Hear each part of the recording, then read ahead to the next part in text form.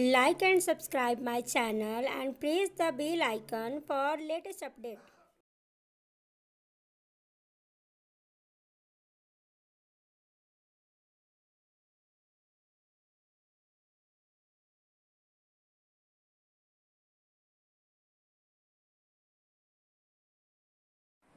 Good morning students.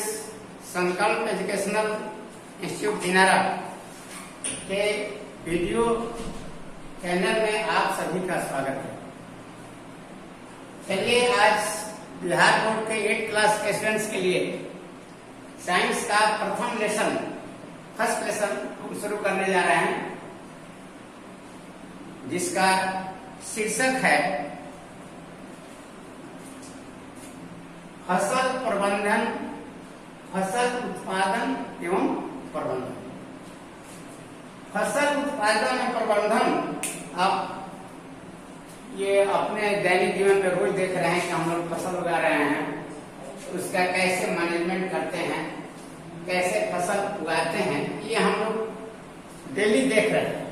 लेकिन इसी को कैसे हम सिस्टमेटिक ढंग से साइंस व्यू में कैसे कृषि की जो पद्धति है कितना ढंग से हम इसको करेंगे एग्रीकल्चर, ताकि हमारा उत्पादन में बढ़ोतरी, बहुत अधिक उत्पादन। तो सबसे पहले हम बात करेंगे फसल की। फसल क्या है ये सोचना है कि फसल किसे कहते हैं।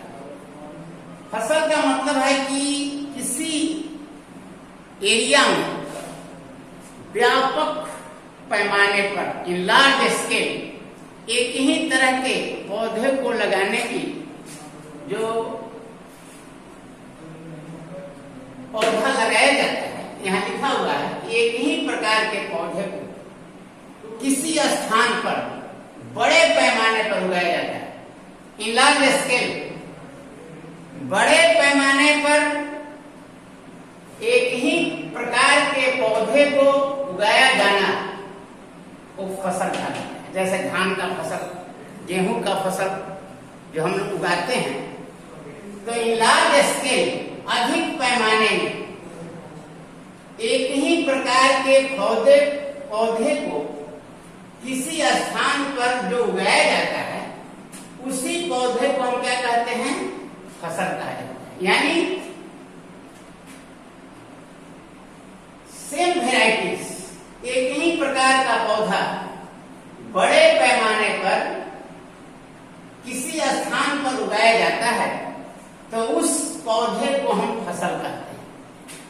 अब देखना है कि फसल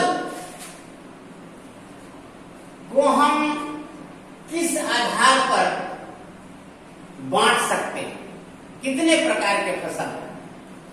तो सबसे पहले पोषक तत्वों के आधार पर फर्स्ट देखिए, जो हम लोग फसल उगाते हैं उसमें पोषक तत्व पाए जाते हैं। तो कौन कौन से पोषक तत्व हैं आप जानते हैं। कार्बोहाइड्रेट, फैट, प्रोटीन्स, ये सभी हमारे भोजन में जो पोषक तत्व उपलब्ध होते हैं वो हमें कहां से प्राप्त होते हैं, पौधों से। तो फसल को पोषक तत्वों के आधार पर हम पहले इसको वर्गीकृत करेंगे। तो ये कहते हैं कि ये 3 प्रकार के फसल हो सकते हैं। पहला, जो कार्बोहाइड्रेट प्रदान करे, ऐसा फसल जिससे हमें कार्बोहाइड्रेट मिले, वैसे फसल उगाते हैं। धान्य फसल, अनाज जैसे चावल, गेहूं, ये कार्बोहाइड्रेट देने वाली फसल है। दूसरी प्रकार की फसल जिनसे हमें प्रोटीन प्राप्त होता है, उसे कहेंगे प्रोटीन प्रदान करने वाली फसल। जितने दलहनी पौधे हैं जैसे चना, मटर, ये सभी दलहनी हैं, दाल वाले फसल, उनमें क्या होता है, नाइट्रोजन होता है, तो उनको क्या कहेंगे, दलहनी फसल। ये फसल है प्रोटीन प्रदान करने वाला। तीसरी कैटेगरी का फसल है जिससे वसा मिलता है, वसा प्रदान करने वाली फसल, यानी तेल वाले बीज की फसल भी कर सकते हैं। जैसे आप देखिए सरसों का बीज, अलसी का बीज, यानी तेल वाले जो बीज हैं जिनसे तेल निकलता है, सरसों, तिसी, सूरजमुखी, ये सभी से क्या मिलता है आपको? वसा। तो इस प्रकार पोषक तत्वों के आधार पर हम फसलों को कितने भागों में बांटते हैं? 3 भागों में। कार्बोहाइड्रेट प्रदान करने वाले, प्रोटीन प्रदान करने वाले और वसा प्रदान करने वाले। इसके साथ ही साथ कुछ मवेशियों के लिए हम चारा का इंतजाम करते हैं, चारा फसल करते हैं, जैसे जई, सुडान, घास, वर्सिंग, ये उगाते हैं पशुओं के चारा के लिए। फोडर जिसको कहते हैं, फोडर पशुओं के चारा के लिए उगाते हैं। और कुछ फसल से हमें रेशे प्राप्त होते हैं, फाइबर्स, जैसे पटुआ, पटसन जिसका रस्सी बनता है, कपास नहीं, हाँ कपास, जूट, ये सभी रेशेदार वाले हैं। जूट से बोरा बनता है, ये जूट और कपास, इनको कहते हैं रेशे वाले फसल। चलिए आगे, ये तो हो गया पोषक तत्वों के आधार पर हमने फसल को वर्गीकृत किया। दूसरा है मौसम के आधार पर। मौसम के आधार पर माने किस मौसम में कौन सी फसल उगाई जाए, उसके आधार पर यू कैन सी हियर हमने 3 कैटेगरी में बांटा है। एक खरीफ फसल जो अधिकतर जून जुलाई में हो जाती है और अक्टूबर से लेकर के नवंबर तक, दिसंबर तक इसकी कटनी की जाती है। इसमें एग्जाम्पल है धान, मक्का, मूंगफली, कपास, सोयाबीन। ये सभी फसल वर्षा ऋतु में यानी जून, मई जून एक तरह से कह सकते हैं, या जुलाई तक भी चल जाता है। तो ये इसको मेन मई जून में ही रखा जाए। मई जून ये फसल हम बोते हैं। दूसरा फसल है रबी फसल। ये पूछा जाता है कि रबी फसल जो अधिकतर जाड़े के, विंटर, नवंबर दिसंबर में, ध्यान दीजिए इसकी बुआई जो है नवंबर दिसंबर में होती है। जैसे चना, गेहूं, सरसों, आलू, अलसी, इनकी कटाई कब की जाती है? मार्च या अप्रैल। तो ये फसल जो है रबी फसल है, यही याद रखना है कि कब इसकी बुआई की जाती है, कब इसकी कटाई की जाती है, और इसका एग्जाम्पल। तीसरी प्रकार की फसल है जिसे हम कहते हैं ग्रीष्म फसल। ये जायद फसल जिसको कहते हैं, जो गर्मी के दिन में हम लोग रोपते हैं। इसमें अधिकतर सब्जियां उगाते हैं। ये जून में सब्जी, आलू बोलते हैं, मक्का बोलते हैं, धान बोलते हैं। ये सभी ग्रीष्म ऋतु में उगाने वाला फसल हैं। इनको हम ग्रीष्म ऋतु में उगाते हैं। तो इस आधार पर, मौसम के आधार पर फसल को हम 3 कैटेगरी में बांट रहे हैं: खरीफ फसल, रबी फसल और ग्रीष्म फसल। खरीफ हो जाता है मई जून यानी वर्षा ऋतु में, जुलाई तक भी चला जाता है। लेकिन इसकी कटनी हम करते हैं कब? अक्टूबर से लेकर दिसंबर तक। इसके साथ साथ रबी फसल जिसकी बुआई हम लोग करते हैं नवंबर दिसंबर में और कटनी करते हैं मार्च अप्रैल में, जैसे चना है, गेहूं, सरसों इत्यादि। तीसरा है ग्रीष्म ऋतु में हम लोग उगाते हैं अधिकतर सब्जियां, इसको कहते हैं जायद फसल, जो अधिकतर मार्च से लेकर के जून तक बोई जाती है। तो यहाँ पर हो गया फसल के बारे में। अब हम आगे बढ़ेंगे हम लोग। अब ये फसल कैसे इसका हम उत्पादन करेंगे, उसको कहते हैं कृषि। कृषि की पद्धतियां। कृषि पद्धतियां क्या है? यहां से कृषि पद्धतियां का मतलब है एग्रीकल्चरल प्रैक्टिसेस, यानी वो सारा क्रियाकलाप, सभी एक्टिविटीज, उन सभी एक्टिविटीज जो कृषि कार्य में किसान फसल के उगाने के लिए उपयोग में लाते हैं, उन सारी पद्धति को हम कहते हैं कृषि पद्धति। यानी फसल के उत्पादन में किए जाने वाले समस्त क्रियाकलाप और activities perform by farmers during production of crops, यानी फसल उत्पादन के दौरान, यानी फसल उगाने के लिए जो जो प्रक्रिया अपनाई जाती है किसान के द्वारा, जो जो क्रियाकलाप की जाती है किसान के द्वारा, उसी को कहते हैं कृषि पद्धतियां। समस्त क्रियाकलाप किसानों द्वारा फसल के उत्पादन के लिए जो किए जाते हैं उन्हें क्या कहेंगे? कृषि पद्धतियां, एग्रीकल्चरल प्रैक्टिस। तो सबसे पहले स्टेप बाय स्टेप हम लोग चलेंगे कि इस कृषि पद्धति में कौन कौन से स्टेप हम लेते हैं। सबसे पहला काम होगा हमारा मिट्टी की तैयारी। आप देखते हैं कभी कभी सूखी जुताई कर देते हैं, बारिश नहीं होती तो सूखा ही खेत में हल चला जाता है। तो मिट्टी की तैयारी क्या मतलब है? मिट्टी को उलट पलट करना और मिट्टी को सरंध्र कर देना, मिट्टी को पोरस कर देना और मिट्टी को ऐसा बना देना भुरभुरा ताकि उसमें पौधा आसानी से ग्रो कर सके, उग सके। उगने के लिए मिट्टी को बना देना उस तरह से। तो फसल की तैयारी हम करते हैं, इसमें मेथड है खेत को जोतना, जुताई करना। और जुताई हम कैसे करते हैं? जुताई करते हैं, एक उपकरण है जिसको कहते हैं हल, कुदाल, कल्टीवेटर, इनका इस्तेमाल करते हैं। आप देखे होंगे कि जो हल है, हल कैसा होता है? आप देखते होंगे कि हल का जो पहला इधर वाला सिरा है ऐसे यहाँ हाल होता है और इधर से ऐसा लगा हुआ है और इधर ये ऐसे जाता है। देखेंगे ये है प्लाऊ, देख रहे हैं?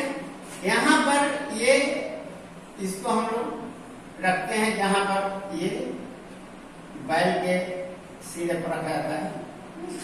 ये प्लाऊ है, दैट इज हल। ये हम लोगों का पहले का ये मेथड है जिससे हम बैलों द्वारा इसको खींचते थे और मिट्टी को क्या करते थे? भुरभुरी बनाते थे। आज हम लोग क्या कर रहे हैं? आज हमारे लिए क्या है? ट्रैक्टर। ट्रैक्टर उसमें करीब 8 या 9 प्लाऊ लगे होते हैं, बहुत जल्दी खेत की जुताई कर दिया जाती है। तो सबसे पहला है खेत की जुताई करना। जुताई क्यों जरूरी है?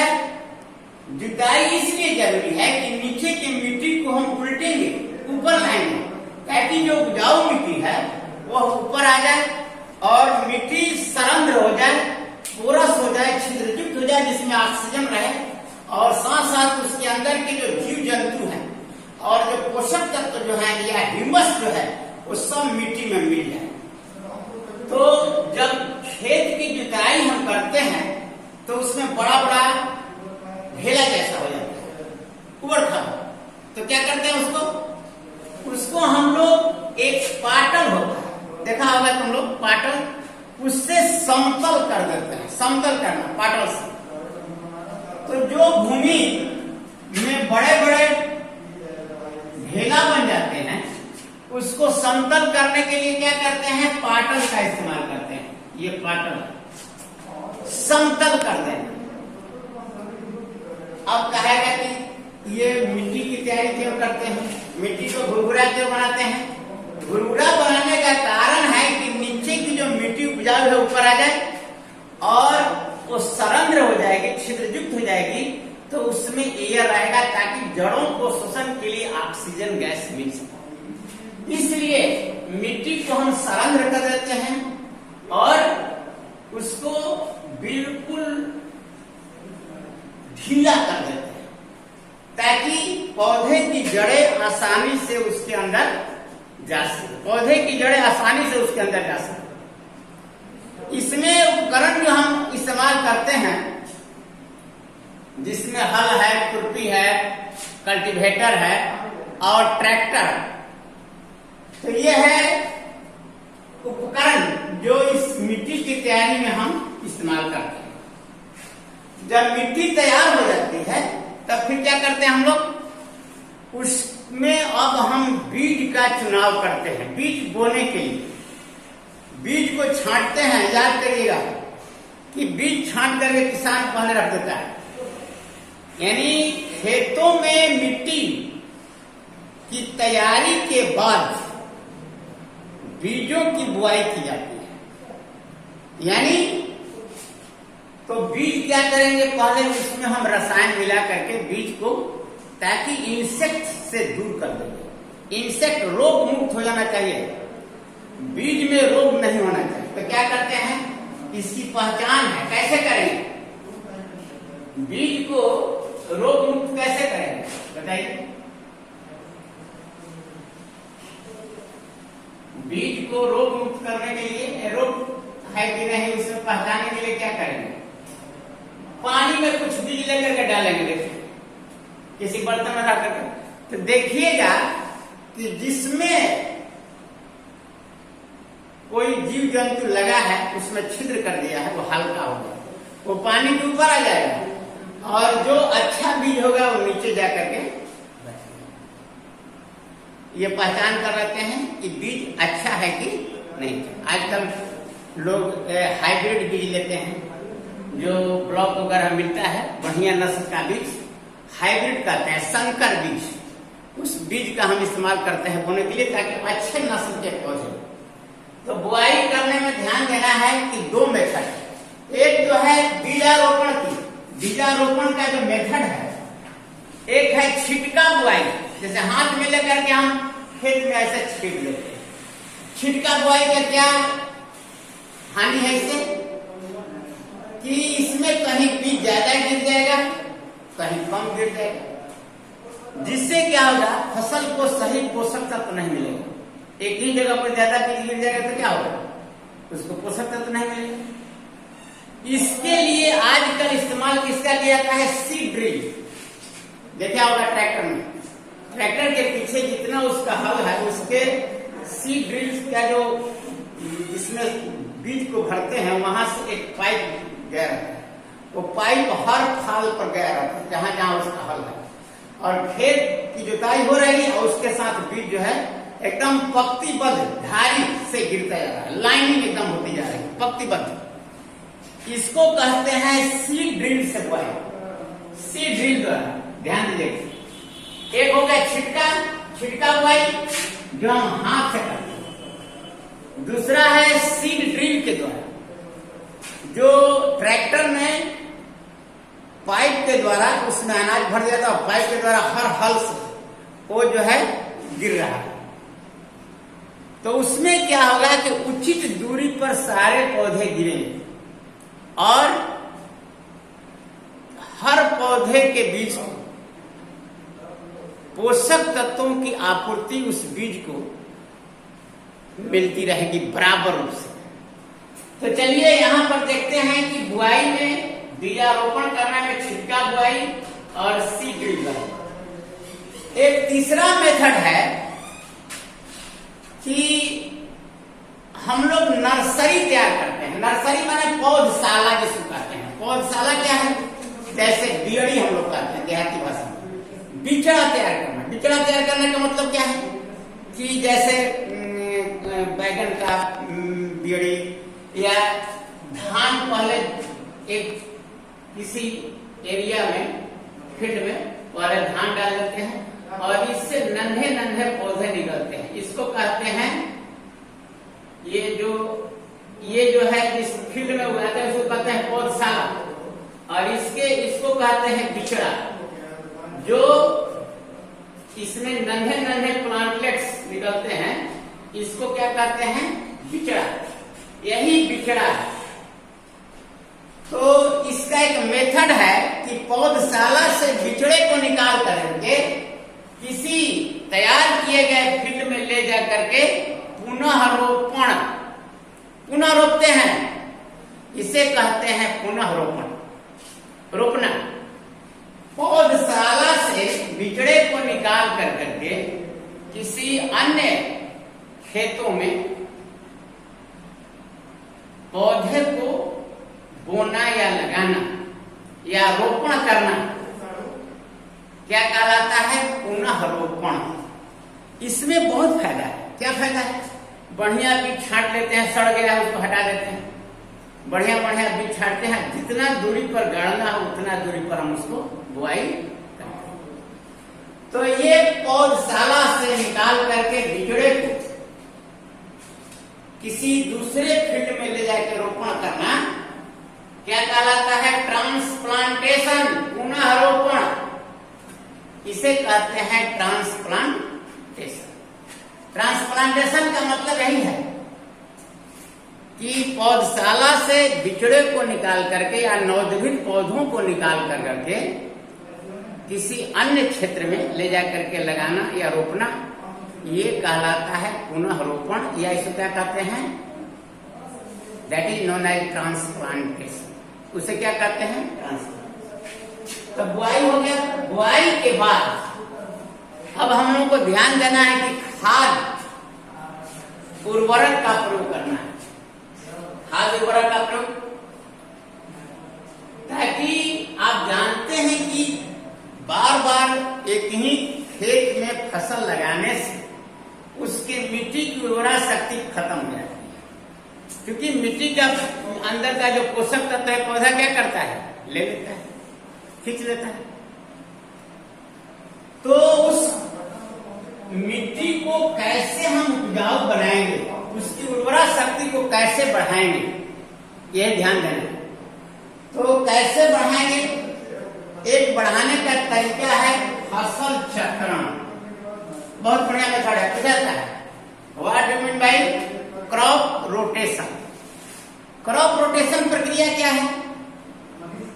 एक ही खेत में अदल बदल कर फसल लगाने की प्रक्रिया को फसल चक्रण कहते हैं।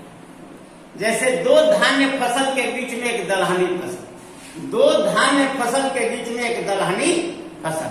जैसे हम लोग धान बोते हैं और इसके बाद क्या बोलते हैं? रबी फसल, दलहनी फसल। क्या होता है दलहनी फसल बोने से? क्या आप जानते हैं कि दलहनी फसल, जो ये फसल है, इसकी जड़ों में ये जो गांठ होते हैं, इसमें पाया जाता है राइजोबियम नामक जीवाणु। ये नाइट्रोजन स्थिरीकरण बैक्टीरिया है, ध्यान दीजिएगा, क्योंकि पौधे वायुमंडल से सीधा नाइट्रोजन खींच नहीं सकते। Plants are not able to trap the nitrogen from atmosphere directly. यानी पौधे डायरेक्टली नाइट्रोजन खींच नहीं सकते। कार्बन डाइऑक्साइड ले लेते हैं, ऑक्सीजन ले लेते हैं, ऑक्सीजन छोड़ते हैं, कार्बन डाइऑक्साइड लेते हैं, कार्बन डाइऑक्साइड छोड़ते भी हैं, ऑक्सीजन लेते हैं, ऑक्सीजन छोड़ते भी हैं, लेकिन नाइट्रोजन वो सीधे वायुमंडल से नहीं ले सकते। तो ये जो राइजोबियम नामक जो नाइट्रोजन स्थिरीकारक जीवाणु है, यह वायुमंडलीय नाइट्रोजन क्या करता है? खींच लेता है और उसको भूमि में स्थिर कर देता है यौगिक के रूप में। किसके रूप में? नाइट्रेट और नाइट्राइट। नाइट्रेट और नाइट्राइट, नाइट्रेट और नाइट्राइट के रूप में, नाइट्राइट के रूप में। और मिट्टी में लेता है, फिर पौधा उसको खींच लेता है। या पौधे जब हटते हैं तो वो मिट्टी में चला जाता है नाइट्रेट और नाइट्राइट, NO2 या NO3, नाइट्रेट और नाइट्राइट। तो यहां देखिए जीव कहाँ रह रहा है? पौधों की जड़ों की जो गांठ है, नोड्यूल्स, इसमें रह रहा है। इस जीव को आश्रय दे रहा है कौन? प्लांट्स। प्लांट की जड़ें आश्रय दे रही है। इसलिए ऐसे एक साथ जीव के रहने की जो प्रक्रिया है, इसको कहते हैं सहजीवी। दोनों को एक दूसरे से लाभ है। ये सहजीविता क्या है पूछा, सहजीवी उदाहरण दीजिए। तो आपको कहना होगा सहजीवी वैसे जीव हैं जो किसी दूसरे जीव के साथ रहते हैं और दोनों को एक दूसरे से क्या है, both are mutually benefited to each other, यानी दोनों को एक दूसरे से क्या है, फायदा। दोनों जीव एक साथ रहते हैं और दोनों परस्पर लाभान्वित हैं, दोनों परस्पर लाभान्वित हैं। तो ऐसे रिलेशनशिप को क्या कहेंगे, ऐसे रिलेशनशिप को कहेंगे symbiosis, that is known as symbiosis, यानी सहजीविता। सहजीविता का अर्थ है कि एक साथ रह कर करके दो जीव आपस में एक दूसरे से परस्पर लाभान्वित होते हैं, किसी को घाटा नहीं, दोनों लाभान्वित हैं, इसे कहते हैं सहजीविता। तो फसल चक्र का अर्थ है कि दो धान्य फसलों के बीच में एक दलहनी फसल को लगा दिया। दलहनी फसल जैसे हम लोग चना बोलते हैं, मटर बोलते हैं, ये दलहनी फसल। इस प्रकार दलहनी फसल जो हम लगाते हैं दो धान्य फसलों के बीच में, दो धान्य फसलों के बीच में एक दलहनी फसल लगाने का जो है, जिससे क्या होता है, भूमि की उर्वरा शक्ति बढ़ जाती है, नाइट्रोजन मिट्टी में आकर के उग जाती है। तो ये मेथड है मृदा को या भूमि को उर्वरा शक्ति को बढ़ाने का। दूसरा मेथड है खेतों को परती छोड़ देना। खेत को परती छोड़ देते हैं, खेत को परती छोड़ देने से एक साल उसमें नहीं बोएंगे, एक साल हम उसमें नहीं बोएंगे, तो क्या होगा, उस भूमि में की उर्वरा शक्ति बढ़ जाएगी, उसमें न्यूट्रिएंट्स रहेंगे, ताकि जो जीव जंतु जमीन के अंदर होते हैं उसको अपघटक तोड़ते हैं और जितने मृत जीव जंतु हैं सब उसको अपघटित करने से सारा ह्यूमस उस मिट्टी में क्या हो जाता है, मिल जाता है। क्योंकि आप जानते हैं कि अपघटक क्या है, अपघटक मृत जीव जंतुओं के शरीर को अपघटित करने का काम करते हैं, जिस चीज से बने हैं उनको तोड़ देते हैं और धीरे धीरे क्या होता है, वो सभी जिस जगह से आए हैं उस जगह चले जाते हैं, फिर वायुमंडल में चले जाते हैं, फिर एटमॉस्फेयर में चले जाते हैं, मिट्टी में चले जाते हैं, वायुमंडल में चले जाते हैं, जिससे क्या होता है कि पदार्थों का एक साइक्लिंग होता रहता है, चक्रण होता रहता है। तो खेतों की उर्वरा शक्ति बढ़ाने के लिए फसल चक्र और दूसरा मेथड है खेतों को परती छोड़ देना। फसल चक्र क्या है, बहुत इंपॉर्टेंट है कि एक ही खेत में अदल बदल कर फसल लगाने की प्रक्रिया को फसल चक्र कहते हैं, जिसमें दो धान्य फसलों के बीच में एक दलहनी फसल उगाए जाते हैं। दलहनी फसल के जड़ों के गांठों में एक प्रकार का बैक्टीरिया पाया जाता है, जिसे कहते हैं राइजोबियम।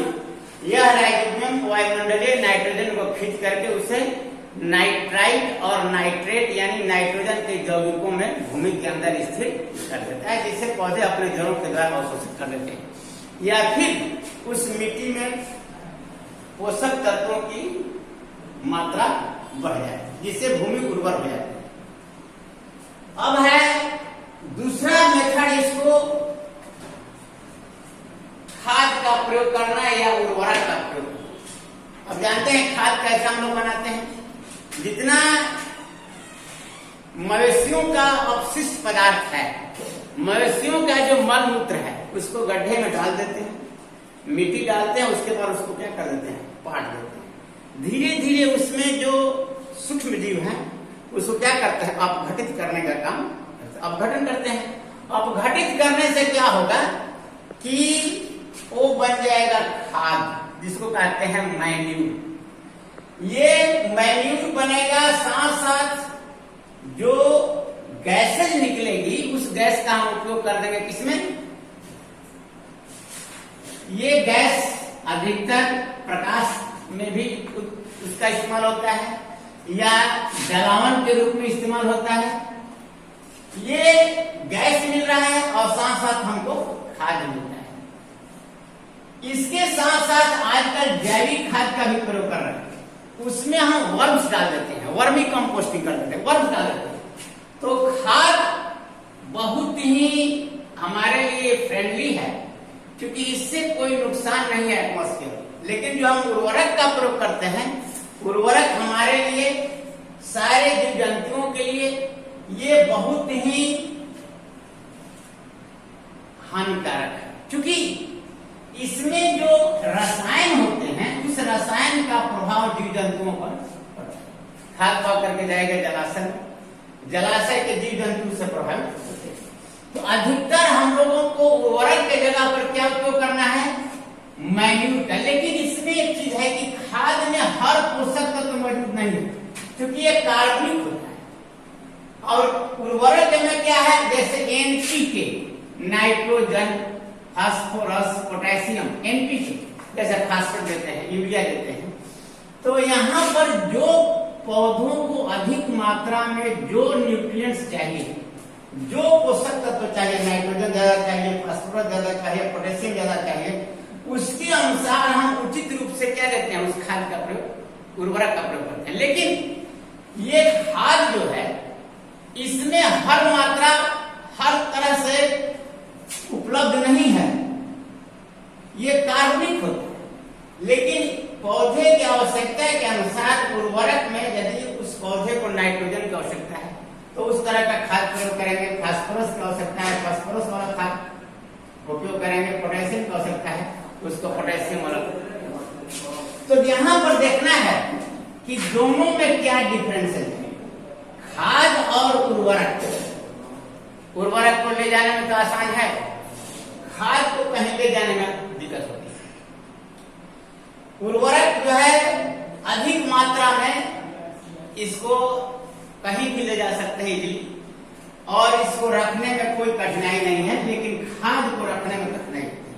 कुछ इसका मेरिट्स है और कुछ डिमेरिट्स है। लेकिन जो खाद हमारे लिए है ये काफी फ्रेंडली है, इससे पर्यावरण को कोई नुकसान नहीं होता। आजकल इसका हम लोग प्रयोग करते हैं, जैविक खाद का भी ज्यादा प्रयोग कर रहे हैं इसकी जगह पर।